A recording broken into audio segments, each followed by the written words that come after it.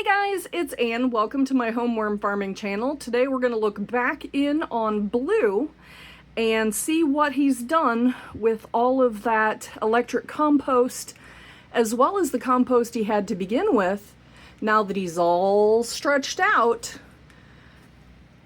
So, since there is no good beginning and end at this point, basically Blue is just homogeneous from one end to the other. Let's just kind of rifle through them today and see what we've got. And I think I'm just going to keep it as one big bin for a little bit until he starts, finishing his food. Now, one thing that I am seeing right now is that there is a little mold here and there from the electric compost, which is something that I've seen. It is not, however, something to be afraid of. That just means that the microbes, the fungus, are starting to work on that electric compost, and it will make it more readily available for the worms. So you can tell there was a lot of pumpkin seeds or squash seeds in with the compost that I gave them the last time when we reassembled the bin. And that will just become food again. I don't know what kind of squash they would grow up to be, and it's kind of late in the season to do that right now anyway. So what we're going to do is we're just going to take a look. Here's some more pretty fuzzy mold. And, I am going in here barehanded. I am a completely healthy person. I don't have any problems at all. I don't have any cuts on my hands anyplace. And so, therefore, I feel comfortable coming in here with bare hands and no gardening gloves. If I had cuts on my hands, or if, God forbid, there was something wrong with me that I had some sort of an immune problem, I would be wearing gloves. A lot of people talk to me about, oh gosh, Ann, you should totally have gloves on. You could get sick. I do not agree with that. I am young enough and healthy enough that it is not a problem for me to put my hands in compost. I think if I was a horse farmer and there was actual horse poo, that kind of compost, maybe I'd wear gloves. It's entirely possible. But I have definitely been doing this for a good long time without any sort of a problem. And you do have to remember, this isn't outside soil where you do have a greater increased chance for having wild animal feces in with the compost. This lives in my basement. The only time it goes outside is when it's all done. So right now, I'm just kind of feeling my way through here. Anybody who's been here for a good long time knows that when I was at the other house, there was a mouse problem, and the mice actually ate quite a bit of my population of worms. And it's very sad, but it is an opportunity to show everybody that worm populations can come back from the brink. So even though at one point in time there was 20 pounds of worms in Blue, there's not anymore. Probably more like a couple of pounds. So in a way, you could say that I'm starting all over again with my worm population. So I'm digging through here, and I am starting to see some worms. And at least at the last time that I knew what the population was, I knew that I had a combination of red wigglers, blue worms, and I know this is a blue worm because he is moving quite quickly.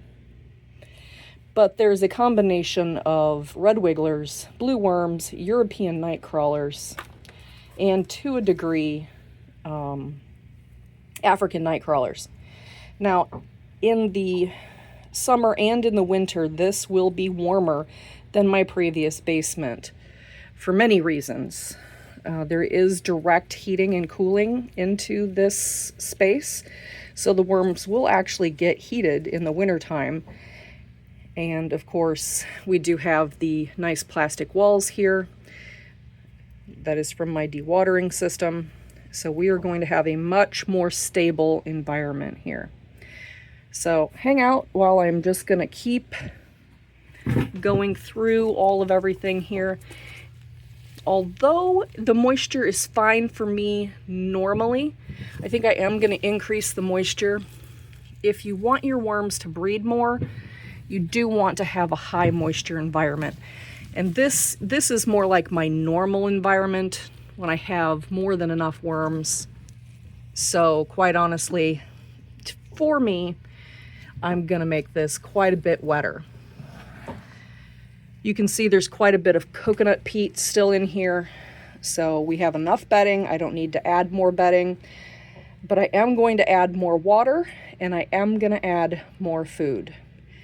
And since it's more convenient because I can physically get to this end easier, we're gonna make this the end that we're gonna feed on. So let me grab some more electric compost and some water, and we'll get to feeding those worms.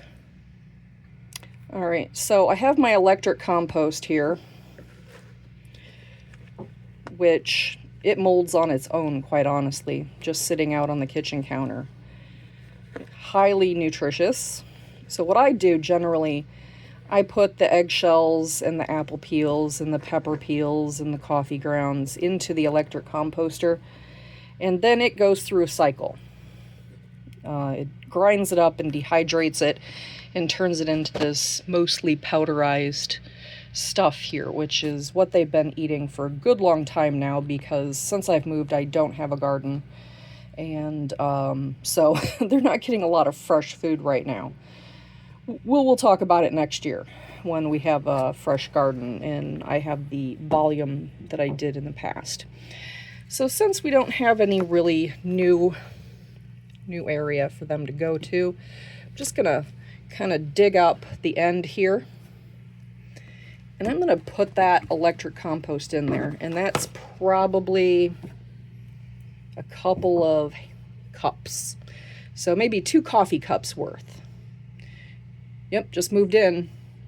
Duct tape, if it moves and it shouldn't. WD-40, if it doesn't move and it should. And hammer, if it's not moving and you want it to move a lot. Is that how it goes? Somebody remind me how that goes in the comments. All right, now I have a bucket of water here. If you don't have a huge system, don't put this much water in at once. I'd happen to know this system. I've been running it for 5 or 6 years. There's no holes in the bottom, so everything that I pour in right now is going to stay in the system. And I probably am going to come back later today and add some more. But because that's dehydrated compost, I know the worms aren't going to be able to eat it at all if I don't get it wet again.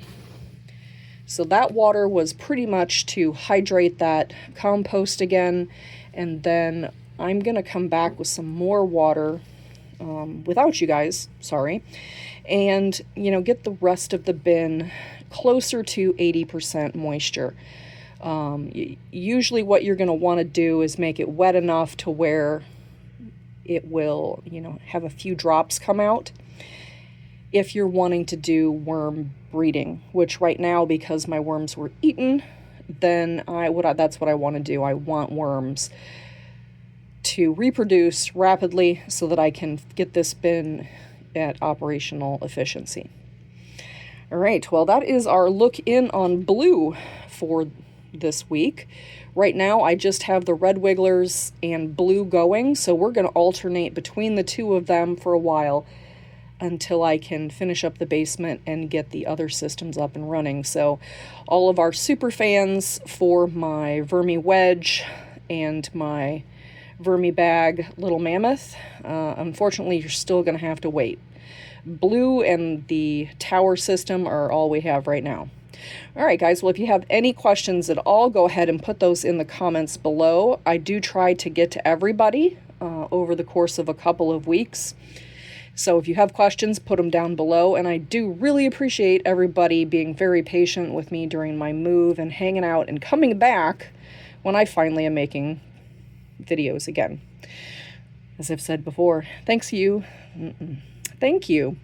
for hanging out with me and my worms. Really have to get back in my spiel, man.